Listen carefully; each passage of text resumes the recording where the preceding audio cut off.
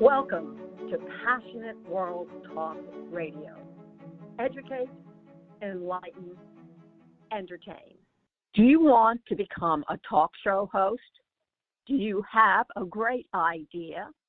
Passionate World Talk Radio is currently looking for podcast hosts for our Internet Talk radio station. Please email us at twrnetworkllc@gmail.com with your name, email address, cell phone number, and podcast topic. In return, you will receive a 3-minute intro on air to a live audience about your podcast. Remember, just email us your name, email address, and your podcast topic, and in return, you will receive a free 3-minute intro on the air. How cool is that? Hi, everybody. This is Betsy Wurzel, your host of Chatting with Betsy at Passionate World Talk Radio Network, where we educate, enlighten, and entertain. The views of the guests may not represent those of the hosts of the station. Folks, I'm really excited about this show today, about my guest, because it is close to my heart. I just love what they're doing. I have with me today from the Camphill Hudson Community, which is located in Hudson, New York.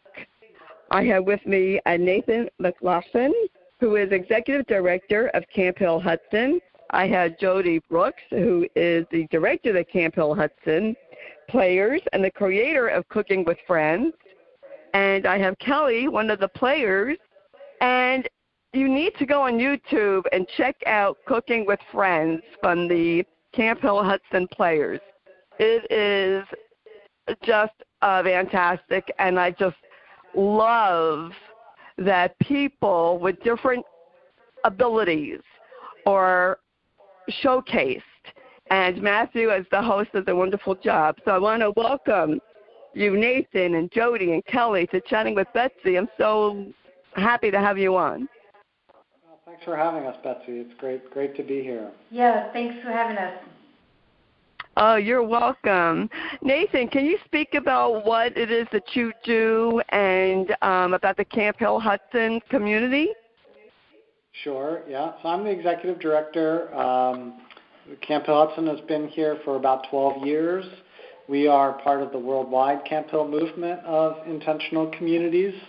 There's over 100 communities around the world, 4 of which are right here in Columbia County, New York. We are an intentional community located in downtown Hudson. We support people with and without developmental disabilities to live and work together in a community setting. We have a variety of vibrant cultural activities we do, including Cooking with Friends and the Camphill Hudson Players, of course, as well as volunteer work in the city, things like working at the animal shelter or volunteering at the library. We also support people in a variety of residential settings. For example, and Kelly could say it better than I could, but Kelly lives in her own apartment, and we support Kelly to live in the way she would like. That is awesome. And Jody Brookes, can you tell us what you do and how did you come up with the cooking show? Oh, that's a great question. Yeah, so I am one of the directors of the Camphill Hudson Players, which is our theatre company of all abilities here in Hudson. Normally our theatre work is really, it includes a lot of multimedia, a lot of video work, and we find that really a contemporary style to what we do, as well as enabling all of our friends who are part of our theatre company to shine. That's really a big part of what we do with our theatre work. So in the beginning of the pandemic, we realized that we can do any performances, put on our theatre productions, and we had in a previous performance called Food Talks, where we talked about the importance of healthy living and buying local and healthy eating. We had we had produced a cooking show for one of our friends who actually featured in the first Cooking with Friends, called Rachel Shulman, and that had featured in the performance that we had put on here at the Hudson Hall in Hudson, which is a beautiful theatre for hosting 300 seats. So we knew that it was a success, and of course when we realized that we couldn't perform on stage, we thought we would come up with the idea of creating an online cooking show.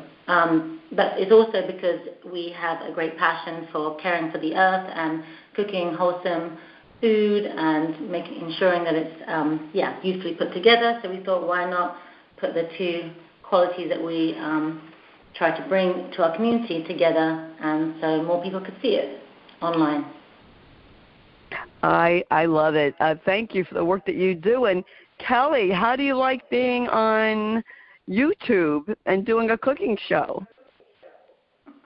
Well, at first I was a little bit hesitant about it, but now since I'm getting more and more into it, I'm feeling more confident, and I'm feeling more confident and less nervous, and I'm feeling more calm with it now and used to it now. Before I wasn't so used to it, but now since I'm doing it, keep doing it like over and over, I'm getting more comfortable with it. Oh, that's awesome. I have to tell you something on a personal level. I get nervous every time I do an interview. So, it just comes with confidence, and if it makes you feel any better, Kelly, I heard that Frank Sinatra and other actors and actresses get stage fright. So you're in great, company.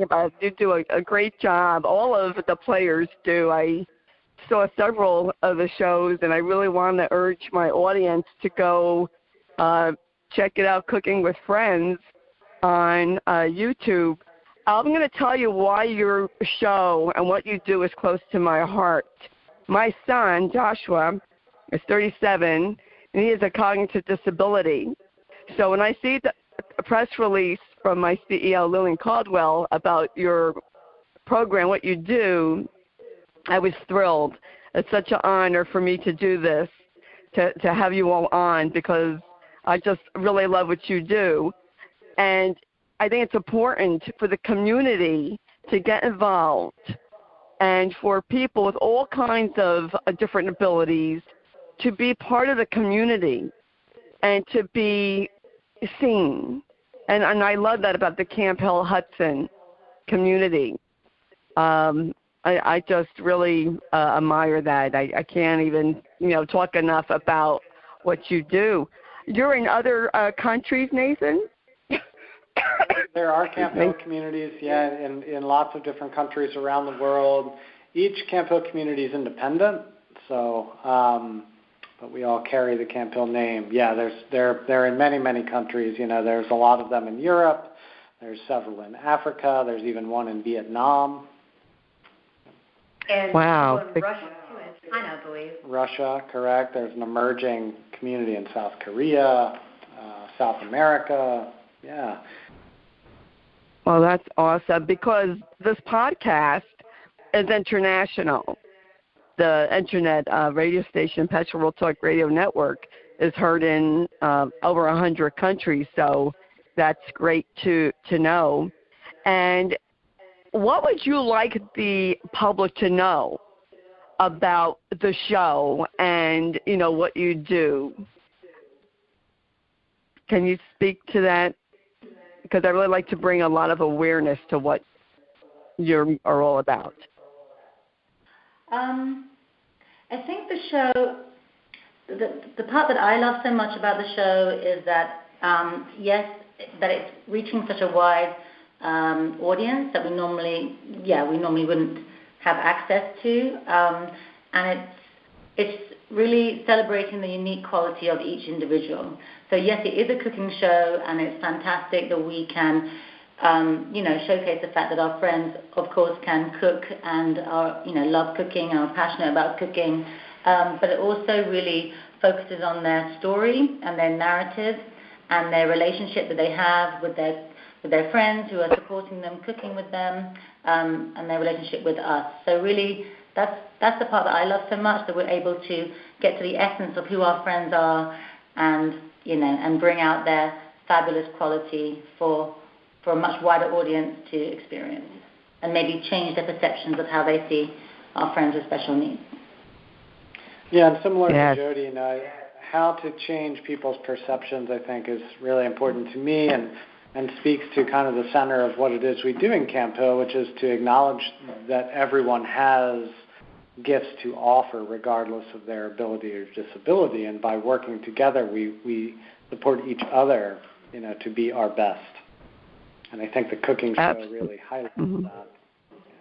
Yes, absolutely. That's why I was so thrilled when I watched the YouTube cooking shows, and I have to be, I am totally an open book and honest about my emotions.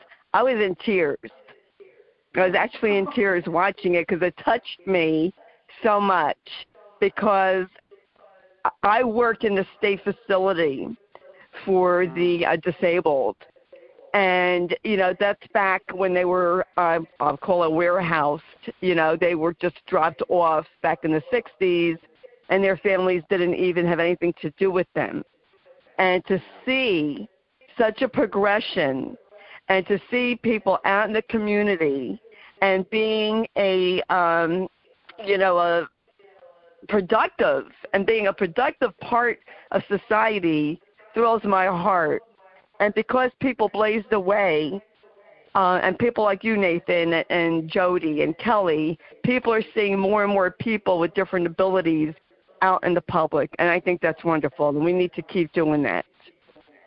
Yeah, we're really happy to see that sort of social progress as well. I mean, Camphill has been around for 80 years. Wow. And has been carrying that same message for all of those 80 years. And I would like to think that message has contributed, to the overall social progress that we see. We hope so. I never heard of Camphill Hudson until I received the press release. So that's really, I'm so glad that I had a chance to, talk to you all and get your message out there. Do you have a farm by any chance? Do you raise animals, a garden? We do not have a farm. Many Camphill communities do operate farms. We're located in the city of Hudson, so we don't own a lot of property or anything. Our work is more in the social arts. And, okay. Yeah, but there are many Camphill communities that own farms. Oh, okay. And how do you sustain yourself financially? Do you rely on contributions from different organizations? Yeah, we rely on a mix of funds, both from private donors and grants, but also we are a licensed New York State service provider. So we are, supported by the state to provide the services we provide. But we do rely on and, of course, welcome donations from the general public. Yeah. Now, does someone have to be a New York resident to go to Camphill Hudson and be a part of that community? They do. We do require New York State residency and eligibility for funding to come to our community. And that differs, between each Camphill community, but Camphill Hudson does require residency. Yeah. Oh, okay. Okay, that's good to know, because somebody, hearing this in another state might think, I could go there, but you have to be a New York resident. So for those New Yorkers... Go ahead. Sorry, go ahead. The reasoning do that is to provide, what Camphill can offer to anyone regardless of their ability to pay. So ensuring that everyone is a New York State resident and that they access Medicaid funding to come here allows anyone to come regardless of their, financial ability or background. Okay. So if someone is a New York resident and they hear this program, they want to be involved or, live in a Camphill community, how do they get in touch with you, Nathan or Jody? So you can go to our website, camphillhudson.org. We aren't accepting residential inquiries right now, but we are accepting inquiries for folks that might want to join the day program and are interested in theater work. They could give us a call. That is so awesome. I wish they had something like this in New Jersey. I live in New Jersey, and I wish they had something like this in my area, because I think each state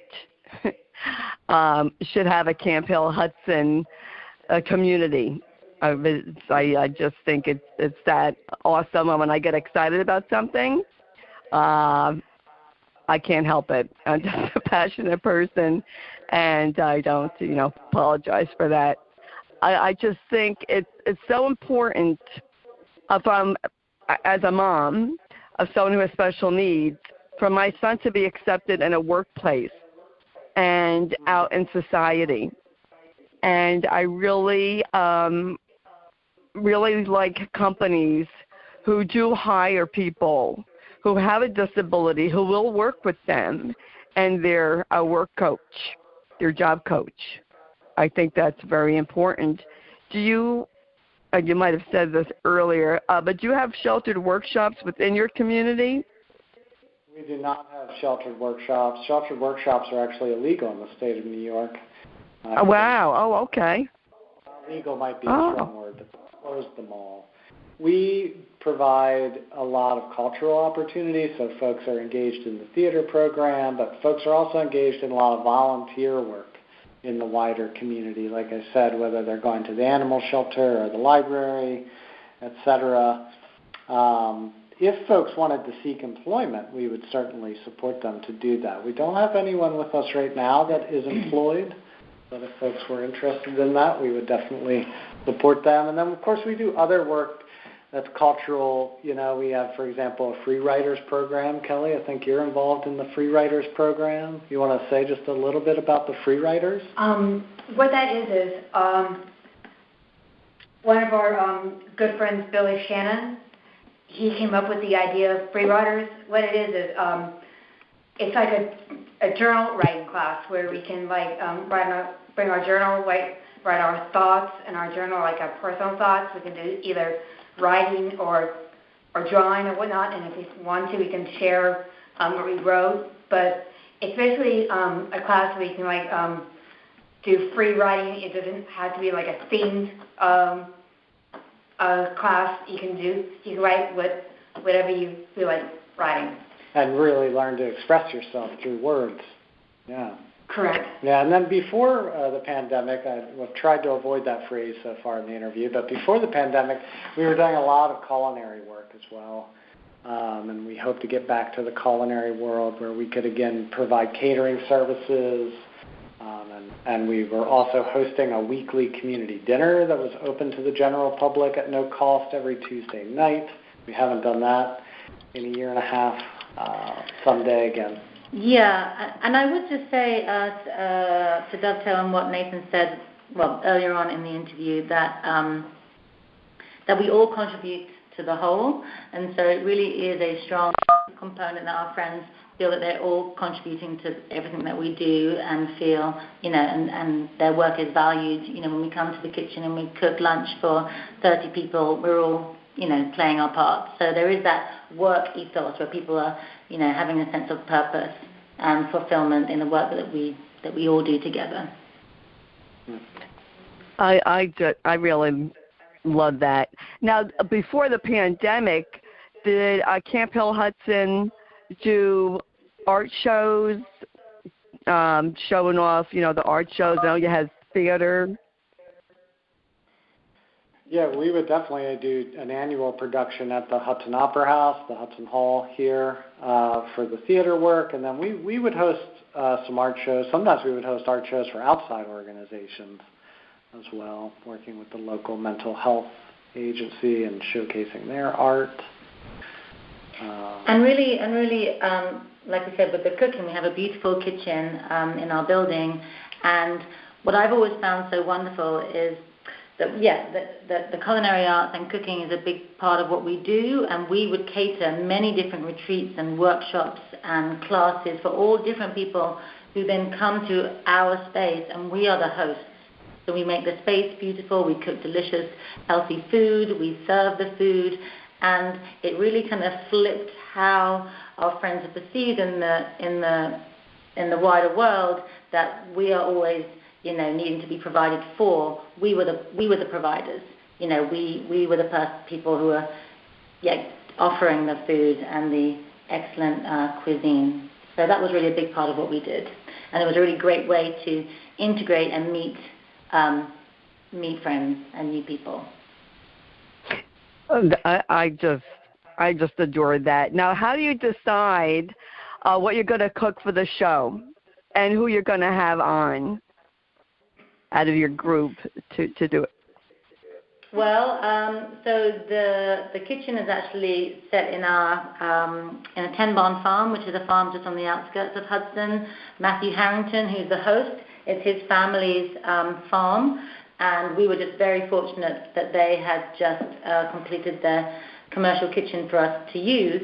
So I say that because we will use vegetables that are seasonal from the farm in the food. So that is a point of how to decide which food we make, and also it depends.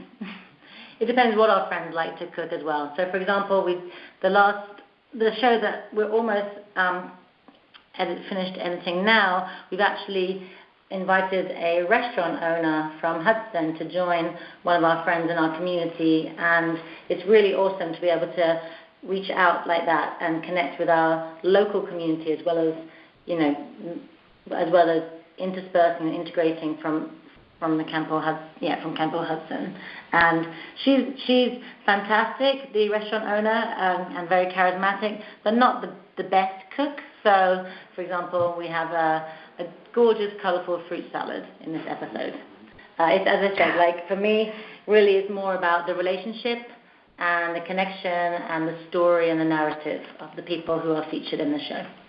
Yeah, and just to echo what Jody said there, the support that we receive from 10 Barn Farm and from the Harrington family is just hugely important to Cooking with Friends, and we're so grateful for their support. But it's also building those connections, that are kind of outside the walls, so to speak, of Camphill Hudson, that are really important to our community, and how we build these friendships and relationships that speak to, I've used this phrase already a couple times, the social arts, which is what we do. Yeah. That's why I thought there was a farm. Okay. Yeah. That's why I got the idea that there was a farm. I think Matthew is just great at being a host.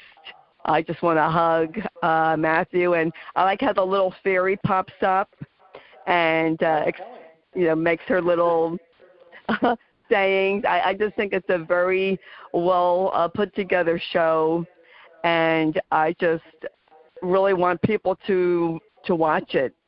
Really want to urge my audience to go on YouTube and check out Cooking with Friends, because it is a delightful, entertaining show, and I'm really proud to promote your cooking show. It's really my pleasure.